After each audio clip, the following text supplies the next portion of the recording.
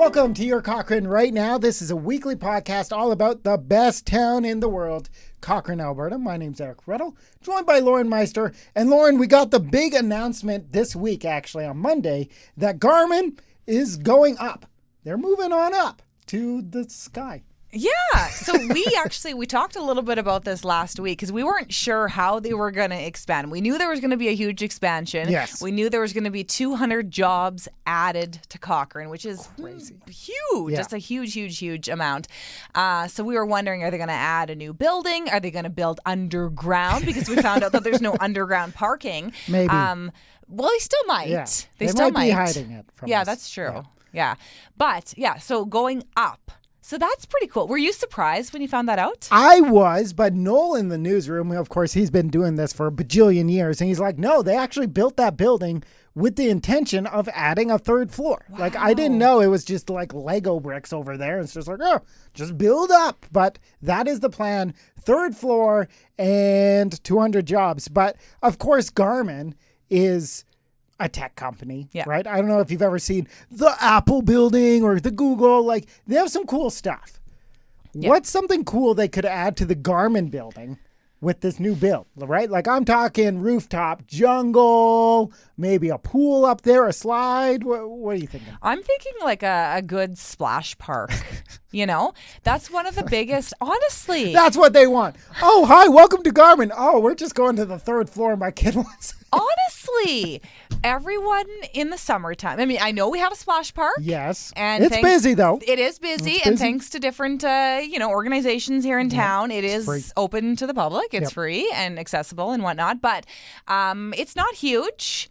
There's not a lot of seating, and there's, we could use another one. Our town is growing a great deal. So the top of Garmin. But just get this, though. Okay. So, everybody has, not everybody, a lot of people have a Garmin watch. Yes. They're testing out their different fitness products all the time. So you could lure people in there to test out your products and be running around and doing different fitnessy things. You could have like a whole bunch of different stuff out there and then have kids run around, have them play, test out the waterproof. Like, wouldn't that be cool?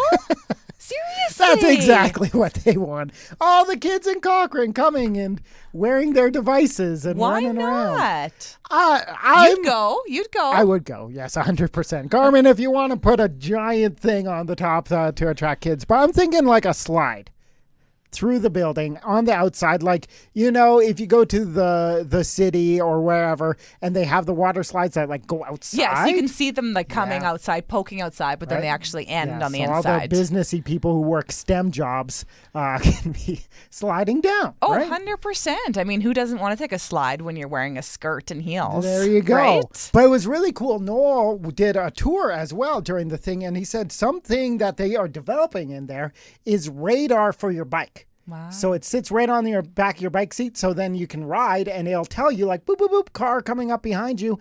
And they're building it not even just for Cochranites, but like South Africa and all this place where bikes are huge and traffic issues are incredible. Like, that is the kind of stuff they are just building in that brown building over there. Yeah. Like, it is huge, and it's just so cool. Like 200 jobs and a water slide and a splash park. It's going to be so incredible. I think so too. There's so many things that they could do. So my question is, though, so if they're building a third floor, are they, so that's already kind of like roughed in. So basically they just have to slap up some walls. Boom, boom, boom. Oh, sure. Yeah, exactly. No big deal. The third floor is done. Are they roughed in to do even more floors than that? Like, how many more floors? Are we going to have a skyscraper in Cochrane?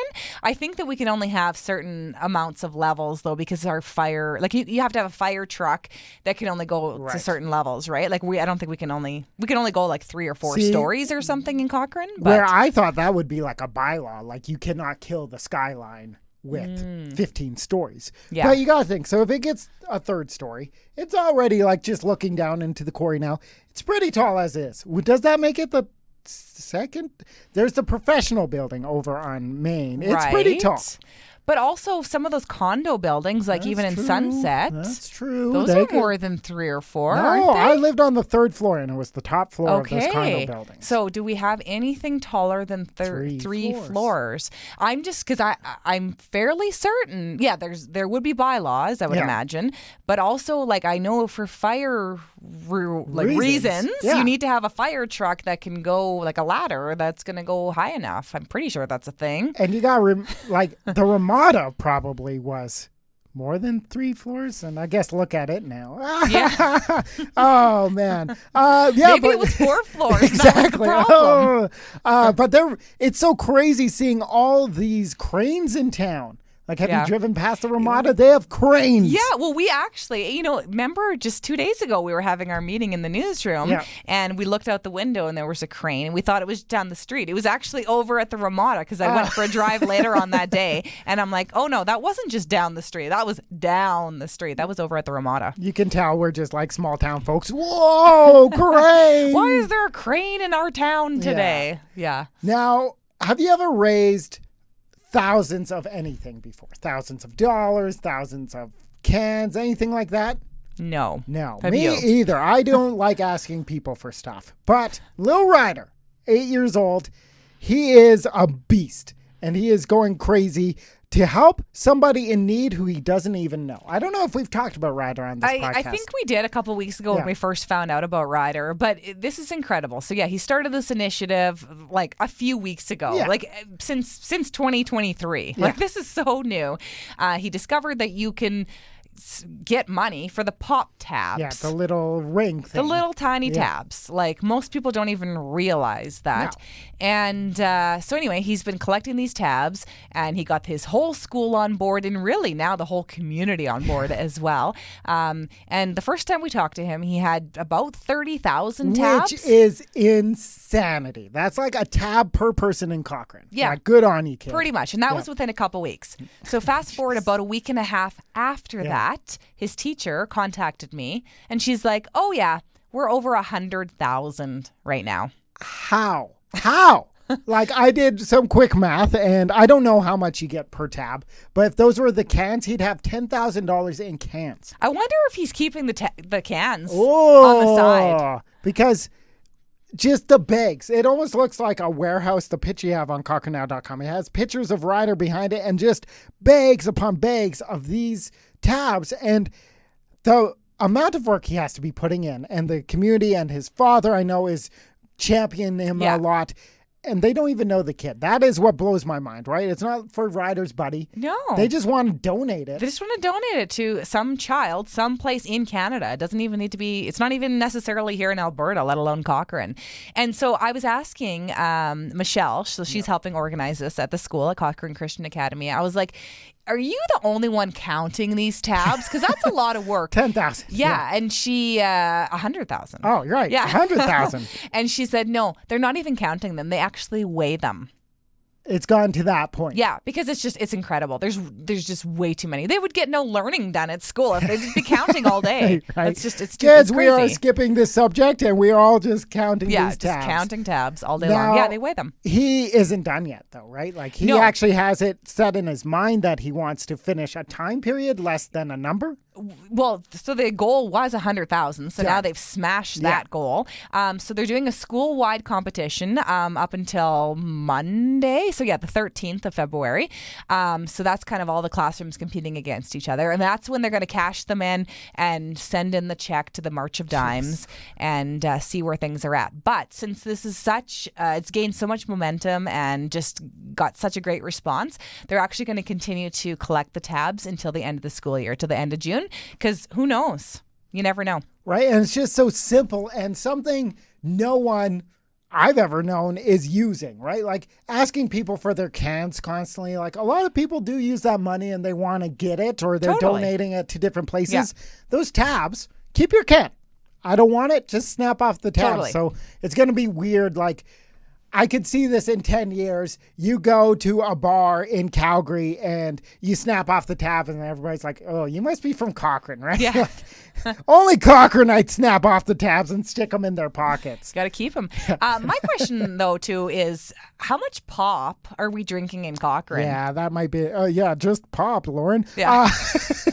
That is probably another day, like the problems we have with that. Yeah. But hey, we're doing it for a good cause. We're doing it for Ryder. Totally, 100% for Ryder. And this is a really cool story because we love our pathway systems here in Cochrane. There are some paths that are a little bit rough, a little bit red shaley, and it might actually be the end of the red shale paths. Yeah. So this was awesome because Noel, of course, went to the press conference from Garmin, and Mayor Jeff Janung was there, and he just threw out, and we got this grant, right? And Noel's like, bing! He got to Jeff, and Jeff's like, yeah, we're getting close to, or I think over, $750,000. That's crazy. From the government to upgrade our pathways. Wow. And the big ones are Glenbow, so those red shale paths that are like wonky. And now, and as a Sunset guy who sometimes rides into town, this is super exciting, a full paved path in the ranch. That is incredible. Yeah. I mean, the red shale paths are great in the they're summertime great. when it's dry. Then they're fine. No problems. I don't No, mind they're them. dippy. They got like They are, road. but you take your like one wheel Yes. fancy thing, Yeah, or whatever. dive. I get it. That wouldn't be fun. But if you're going for a walk, I actually kind of like walking on a red shale because then it's kind of like a nature walk, you know? Yeah, but if you have a stroller even, 100%. That's if you have no accessible problems. Yeah. I get it. So 100%, I am on board. Let's get some real paved paths in this town, make it more accessible for the whole 100%. community and the whole town. Yeah. Like rollerblading, is that going to become more popular again? Because you got to think from like the river path all the way through the East End. That's all paved. Yeah. Right? Like Oh, you yeah, can like go the back rest and of forth. town, That's pretty great. much, yeah. It's the west side of Cochrane that is really still red shaley. So it will be really cool to be able to, walk with your kids from Sunset Ridge all the way to the East End. And it's really going to connect us, I think, because there's got to be little kids. I wouldn't take my kids really on the red shale path because they're not that confident on bikes. Well, and even just like a lot of kids have scooters, right? And the wheels on the scooters are so teeny tiny. So like you wouldn't want to take that on a red shell. And even just as the person who does laundry in your house, right? Like the kid wipes out, they're covered in red. It's like, Yeah, 100%. Yeah, no, this is going to be a huge upgrade. So, No, I don't know if there's an ETA on when it will begin not sure. But they have the money. So that is going to go a really long way in making things really, really awesome here in town.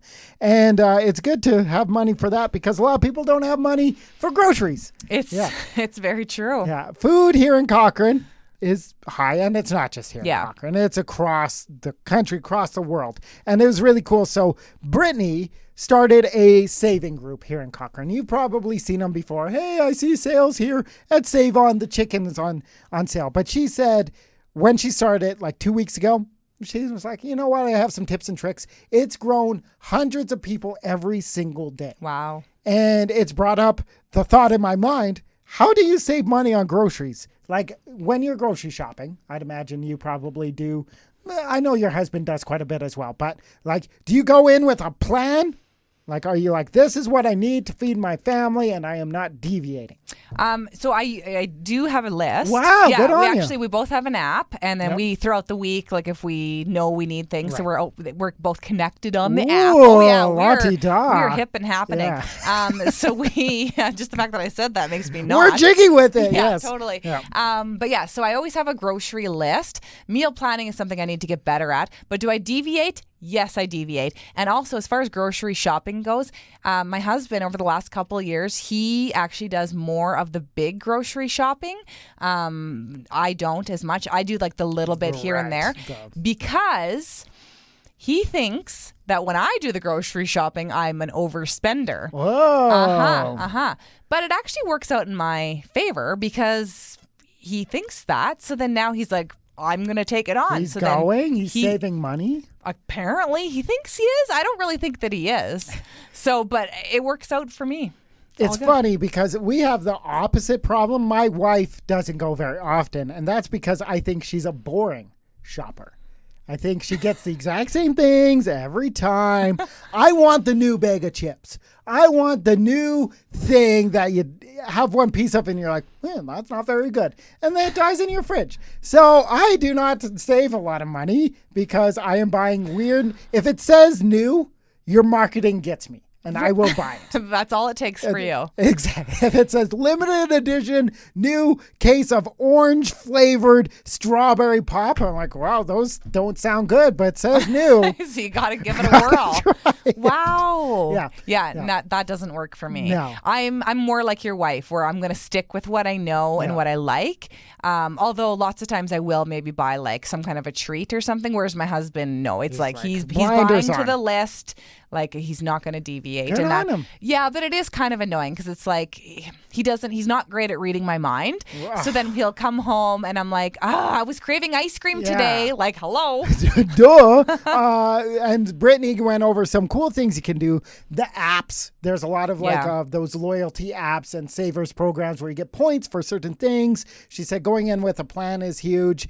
And honestly, trying not to just buy things just to buy things and shopping at different stores, which also I do not do. It's like if I'm going grocery shopping, I want to do one and done. I know the bread at this grocery store is better than this bread, or this item's cheaper at this place by $2.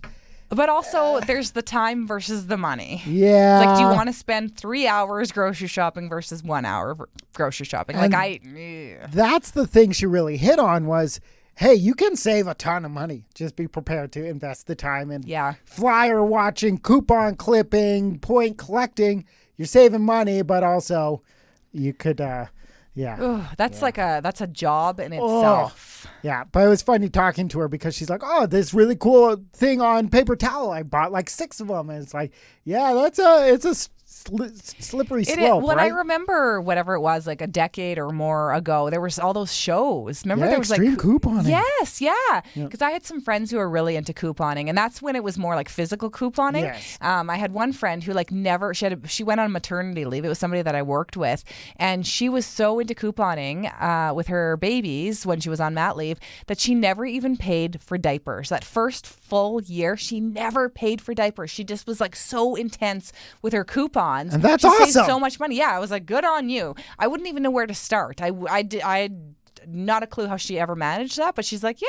And she always carried this folder with her of like a stack of coupons. It's like a second job. It really is. Diapers are expensive. She probably saved like thousands of dollars. Thousands and thousands of dollars. So we don't know what we're doing, but there's a Facebook group for it now, so you can jump over to CochraneNow.com, see all that stuff, join along, and Brittany's pretty good at it. But that's everything happening in Cochrane right now. If you want to check this out, it's on all your favorite podcast services. And until next week. Can't wait.